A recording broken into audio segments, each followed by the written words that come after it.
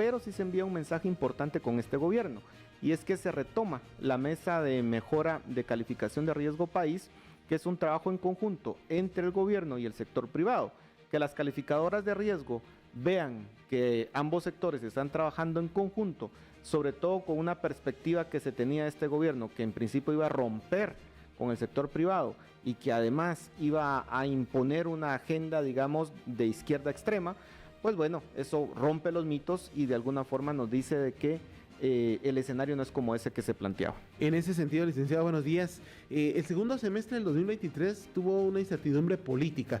El mensaje ahora ya en ejecución, ya instalado el gobierno para la comunidad internacional, es que Guatemala se estabilizó, superó, da continuidad al proceso. ¿Eso atrae inversiones o todavía hay cierta duda con relación a la estabilidad política que deberíamos de tener? Bueno, yo sí creo que es un mensaje positivo. Y sin duda alguna el segundo semestre del año pasado puso muy nerviosos a los inversionistas y muchos proyectos de inversión se pararon. Con la instalación de este nuevo gobierno creo que sí se está dando un mensaje importante, pero tampoco nos podemos engañar. No es que la inversión extranjera directa se vaya a duplicar, ni mucho menos. Lo que creo que va a pasar es que va a mantener más o menos el nivel que se venía trayendo en años anteriores, y va a tener que hacer un trabajo muy grande para mejorar el tema de competitividad del país, que ese es, digamos, el gran problema. ¿Por qué no vienen a invertir acá? Por tres razones: infraestructura precaria, el tema de logística complicada y el tema de altos costos de seguridad. Si no se mejora eso, pues sí, estamos gozando de estabilidad política, digamos, se logró pasar una prueba muy grande para la democracia de Guatemala. El mensaje que se dio al exterior es correcto. El presidente ha ido a mejorar la imagen pública del país y goza de un apoyo internacional, creo yo, como muy pocos gobiernos en Guatemala. Pero eso se tiene que concretar con acciones que mejoran esos tres puntos que mencioné anteriormente. En este momento, Paul, hay una vara muy alta puesta por el propio gobierno que parece empezarle a pasar ya factura, a generarle desgaste la propia expectativa que ellos generaron. O sea, nadie generó la expectativa, fue el propio gobierno. ¿Cree que esto pueda ir exasperando a una población que espera mucho de su gobierno y que por historia un gobierno no puede cumplir por tiempos, por funcionamiento, por un montón de razones? Bueno, yo creería que la principal promesa de este gobierno fue el combate a la corrupción, y fue de que iban a ser diferentes en términos de gobernanza. En ese sentido, yo creo que han enviado ciertos mensajes correctos, diría yo. Han tenido muchísima mayor apertura. Por ejemplo, hechos simbólicos: en el Congreso de la República, pues ya no se tienen las vallas en donde básicamente parecía una fortaleza. Lo mismo en el Palacio Nacional. El ambiente que se respira ahí es totalmente distinto. Hay una mayor apertura a la prensa. Esos son mensajes que creo que tranquilizan a la población. Lo que sucede, creo yo, es que hay un sector, digamos, de base muy fuerte del partido Semilla, que esperaban, por ejemplo, acciones más contundentes del presidente para destituir a la fiscal general, por ejemplo, que es uno de los reclamos que se les hace. Mire, ¿por qué sigue la fiscal ahí? Y eso, sobre todo en redes sociales, le genera este tipo de situaciones. Sin embargo, creo que el presidente hace lo correcto al indicar de que al final hay un contexto de leyes que se tienen que respetar en el país. Lo que pasa es que él pidió respeto al Estado de Derecho, y si él lo rompe, ese es mi punto. O sea, no se puede. Creo que en ese sentido le está siendo consistente con el hecho de que no se puede romper el orden constitucional del país simplemente porque en redes sociales se está exigiendo que se destituya a la fiscal general, cuando la ley es clara, no lo permite. Entonces está este grupo, yo diría que de alguna forma radical, pidiendo este tipo de cosas. Pero si uno ve, creo yo, Guillermo, a la población en general, no creo que esa sea su requerimiento. Lo que quiere la población en general es estabilidad. Seguridad, salud, son otros problemas. Exactamente. Entonces, este problema que hay, que por supuesto que el desgaste del Ministerio Público es enorme, pusieron en riesgo la democracia, están desprestigiados, pero la ley es la ley y tenemos que cumplir el marco legal. Y creo que en ese sentido el presidente ha sido bastante contundente en mantenerlo. Y el tema que sí me parece digamos, dos temas que se manejaron Pero mal. solo antes de que sigas, porque si no pierdo la idea.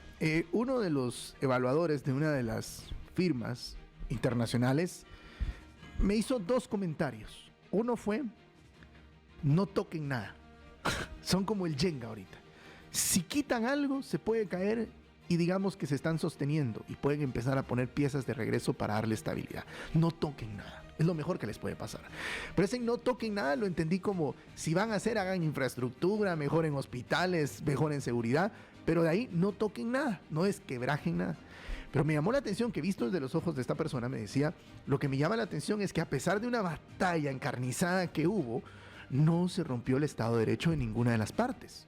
Porque me decía, el Ministerio Público actuó como actuó un Ministerio Público, independientemente de si a uno les gustaba o no las investigaciones. Sí, que si hubieron que investigaciones dirigidas y demás, pero al final actuó bajo la ley, o sea, no había otra. Y el presidente, a través de las acciones de la Corte de Constitucionalidad, el apoyo de la OEA y demás, tomó el poder constitucionalmente, no rompió en ningún momento la ley.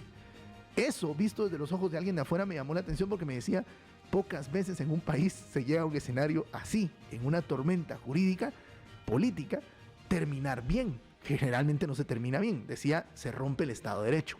Pero en este caso no se rompió.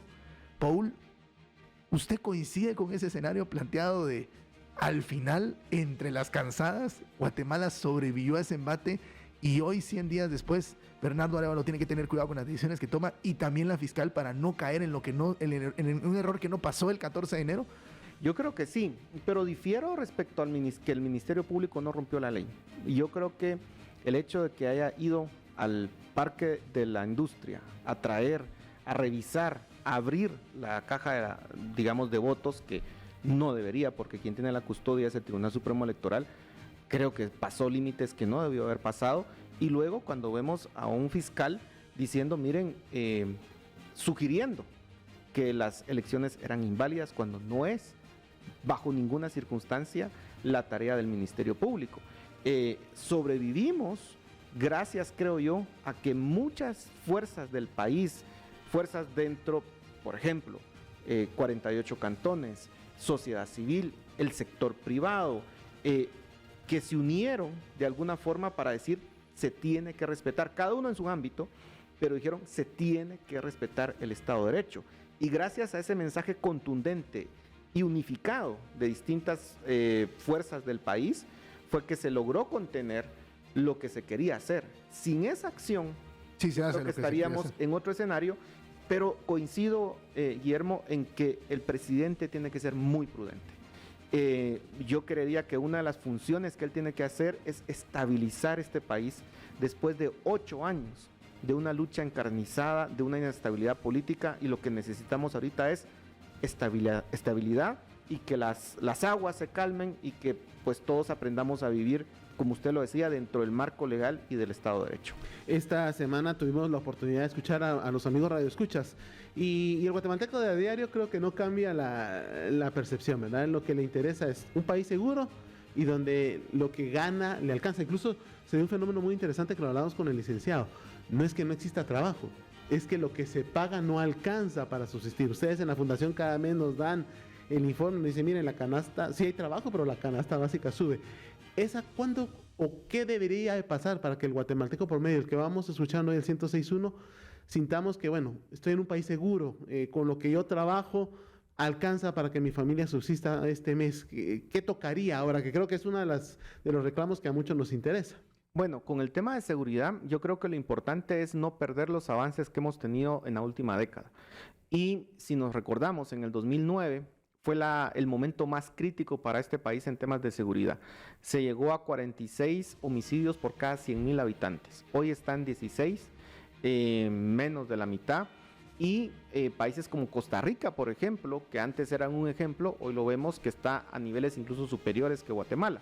Entonces, ¿qué tenemos que hacer? Seguir con esa mejora constante, paulatina, progresiva, sí, tal vez no al ritmo que todos quisiéramos, pero ha ido mejorando en términos de, al menos en términos de homicidios. ¿Cuál es el gran problema ahorita? Extorsiones. Y creo que es el desafío más grande que tiene el Ministerio de Gobernación, poderlo resolver. Y por supuesto, ahí se requiere una acción conjunta entre el Ministerio de Gobernación y el Ministerio Público, por ejemplo, que fue una de las cosas que en su momento, de nuevo en redes, se le criticó al Ministerio de Gobernación, pero es que tienen que trabajar en conjunto, independientemente de las diferencias y de lo que pasó en el pasado. Y luego el tema económico es mucho más complejo, creo yo, porque aquí lo que se requiere, si queremos realmente una mejora, primero es mantener la estabilidad macroeconómica, que el Banco Central siga siendo el banco que vela por la estabilidad en el nivel general de precios. Y la inflación que hemos tenido, tenemos que decir, ya en el último tiempo es mayormente importado por shocks de oferta, pero el Banco Central ha regresado a una política monetaria, digamos, más conservadora, similar a lo que se tuvo antes del 2020. Entonces el Banco Central creo que ha venido haciendo su trabajo. Y luego, ¿qué es lo que el mayor requerimiento del guatemalteco? Pues tener trabajos mejor remunerados, como el que usted decía. Pero eso lo que se requiere es que haya más inversión, que vengan más empresas que ofrezcan esos trabajos. Eso lamentablemente no sucede de la noche a la mañana, pero el gobierno creo que sí tiene que ser contundente en las acciones de mejorar la infraestructura del país, porque tenemos la peor infraestructura de América Latina en muchos indicadores, y por eso no vienen las empresas, y entonces este debería ser el inicio de un plan ambicioso de mejora de infraestructura y de logística en el país, para que las empresas digan, bueno, ahí ya puedo ir a ese país a invertir, y que el tema de logística también se mejora. Creo que esos son los puntos claves que el gobierno debería de enfocarse como su agenda económica. Y otro tema, y es que la misma infraestructura genera también una dinámica económica que de alguna forma se transmite a otros sectores de la economía, y que en el corto plazo no solamente mejora, digamos, el tema de la movilidad de bienes y de personas, sino que además genera trabajo en el corto plazo cuando se hace de una forma agresiva. A ver, se está discutiendo una ley de competencia. En el plan de 100 días estaba incluida esa palabra ley de competencia por parte del gobierno de Bernardo Arévalo. ¿Cuál es su postura de la ley de competencia y su expertise de cómo se ha aplicado en otros países? Ayer Álvaro Escobar hacía una interesante reflexión que decía, los países latinoamericanos no son un ejemplo de aplicar una ley de competencia. Por el otro lado, Samuel Pérez decía de que es necesaria la implementación de una ley de competencia para dar igualdad de condiciones. Paul, aunque pareciera un tema alejado de los 100 días, estaba incluido en el listado de acciones de los 100 días. Entonces, por eso se lo consulto, la ley de competencia. A ver, yo creo que se están generando, hay dos extremos aquí. Uno es generar una expectativa enorme sobre la ley de competencia, de que nos va a resolver el tema económico. Creo que las personas que lo están impulsando hablan de que con la ley de competencia los precios van a bajar, vamos a tener una economía mucho más dinámica, y entonces básicamente el problema económico se va a resolver. Eso es mentira, porque por ponerles un ejemplo, tanto Honduras como El Salvador tienen una ley de competencia. Y no ha mejorado la situación. Y no ha mejorado. Entonces, al contrario. Digamos que el tenerla no nos va a garantizar absolutamente nada. Ahora, por otra parte, una ley de competencia que se haga con todos los cuidados posibles, pues podría evitar algunos temas como, por ejemplo, prácticas anticompetitivas que pudieran tener algunas empresas. Y les pongo un ejemplo. Los contratos de exclusividad que muchas veces algunas empresas quieren hacer, limitan muchas veces que puedan entrar otras empresas a competir. Pero son cuestiones muy puntuales y específicas. O, por ejemplo, tema de acuerdos de precios que se den, pero para aprobar acuerdos de precios, pues hay que probar que hubieron reuniones, que se pusieron de acuerdo, hay correos, digamos, así funciona en Chile, por ejemplo. Que allá hubo un caso, digamos, por ejemplo, de cómo las empresas que producían papel higiénico se pusieron todas de acuerdo, ¿verdad? Y habían pruebas, ¿verdad? Correos que se intercambiaron y todo. Ese tipo de cosas en una ley de competencia se abordan, pero son cosas muy puntuales que tampoco van a significar una enorme mejora para las condiciones del país, y sí tienen un riesgo. Y el riesgo es que esta agencia de competencia sea una agencia que termine siendo utilizada para fines políticos y que comience, por ejemplo, les pongo en el contexto que vivimos el año pasado, en donde, digamos, hubo una agenda una intención agresiva por parte del expresidente Yamatei y todo su círculo de votar la democracia del país. O sea, hubieran podido castigar al sector privado. Exactamente. En ese contexto se utiliza muchas veces la ley de competencia para acallar al sector privado, para amenazarlo, amordazarlo, y ese es el gran riesgo, creo yo, de una ley como esta. Y por eso es de que no se puede aprobar a la ligera, y lamentablemente la poca institucionalidad del país nos dice que casi cualquier institución puede terminar siendo cooptada. Y esa es mi principal reserva, creo yo, para una ley como esta en el contexto de Guatemala. Principal acierto y principal desacierto del gobierno en estos 100 días. Creo que el principal acierto ha sido darle continuidad y tratar de mantener la calma en el país. Lo han logrado, no han entrado, creo yo, a hacer acciones que nos desestabilicen, incluido el respetar el marco legal en el cual se suscribe, digamos, o está la actual fiscal general. Y el principal desacierto, diría yo, es la tardanza en ciertas acciones. Por ejemplo, se recibe muy bien la reducción de salario del presidente, que fue una promesa que él hizo, pero que creo que lo está haciendo muy tarde, su cumplimiento, y que pareciera que está reaccionando más a la presión de las redes sociales más que a una cuestión de cumplimiento de promesas que él haya hecho. Que se parece mucho a cuando destituye a la ministra de Ambiente, por ejemplo. Que primero regaño y después destituyo. Exactamente, que creo que fue otros desaciertos, porque como usted decía al inicio, Guillermo, la vara con la cual se va a medir a este gobierno es muy alta. Sí, él la tenía que destituir desde el principio. Totalmente. No tener ese desgaste de horas, ¿no? Así es. Y ellos, aquí no se puede tolerar ninguno de estos deslices que pudieran existir, porque estamos en la era de las redes sociales, en donde ya la información corre muchísimo más rápido de lo que ocurría hace 20 años o 25 años. Comprender eso y accionar, que de hecho pareciera que fue la vicepresidenta la que viene con el caso de la ministra. Así se dijo, sí. Que ella fue muy, digamos, enfática en redes sociales en decirlo. Entonces creo que ese me parece que fueron los principales desaciertos y ojalá que no se sigan cometiendo. Termino con esta. Paul, rápidamente, expectativas en el corto plazo. No me voy a ir a largo plazo, al corto plazo. Bueno. ¿Pueden existir expectativas? Miren, yo creo que como ciudadanos tenemos que ser muy comprensibles, creo yo, y ese es el principal desafío, pero tenemos que ser muy comprensibles de que el Estado guatemalteco ha pasado por un proceso de descomposición en los últimos 20 años impresionantes, y descomposición en muchos aspectos, porque se ha creado, por ejemplo, todo un servicio civil de funcionarios públicos que llegaron ahí en los últimos 20 años por favores políticos, bajo una cuestión clientelar, y que las instituciones de alguna forma están siendo cooptadas. Hay toda una organización de corrupción dentro de distintos ministerios, incluido el Ministerio de Comunicaciones, que es muy difícil desarticular esa red de corrupción, y que incluye un gran riesgo, que si la ministra, por ejemplo, quiere actuar de forma contundente contra esa red de corrupción, muy probablemente esta red de corrupción termine paralizando la obra pública. Entonces, lo que tenemos que comprender como ciudadanos es que si queremos mejores instituciones, los resultados no son en el corto plazo. Este es un proceso de construcción, y en la línea de lo que le decía este analista, Guillermo, digamos, no cambien nada, ¿verdad? O sea, mantengan la institucionalidad. Bueno, eso es, el mensaje es, no pretendamos refundar este país y pensar de que vamos a empezar desde cero. Ah, no, este no era analista, este era revisor. Ah, bueno.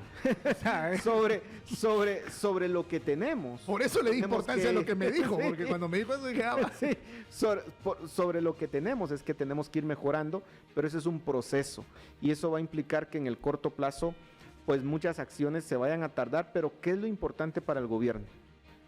No verse involucrado en ningún escándalo de corrupción. Si el presidente, si su círculo cercano se ve involucrado en un escándalo de corrupción, se le acabó la credibilidad. Yo creo que sí, y se terminaría, digamos, la oportunidad para este país. Por eso creo que tienen que ser muy cuidadosos y comprender cuál es el mandato que tienen. Ese es el principal mandato. que en estos 4 años pueda ser el primer presidente de este país que se pueda decir, mire, no hay ningún caso de corrupción contra él, y que esa credibilidad le dé el prestigio que tuvo el legendario expresidente Juan José Arévalo, y que le provocó que todavía décadas después todavía sea uno de los presidentes más queridos de este país. Ese es ni más ni menos el estándar que tiene. Su vara pequeña. Ese es el referente que tiene el presidente Bernardo Arévalo. Polvo Teo, gracias por estar con nosotros. Gracias a ustedes por la invitación. Es una mañana en la cual ya estamos platicando de nuevo de los 100 días de gobierno, pero yendo más allá, de una coyuntura nacional que se siente tranquila. O sea, realmente se siente tranquila. Pero creo que veníamos de tal tormenta que por eso la sentimos tranquila, porque problemas siguen habiendo. Lo que pasa es que era tal el nivel de tormenta que ahora comprendo dónde estábamos. Y la incertidumbre que Totalmente, era una incertidumbre de mañana, no sé qué va a pasar. Hoy por lo menos sabe que ahí vamos a estar.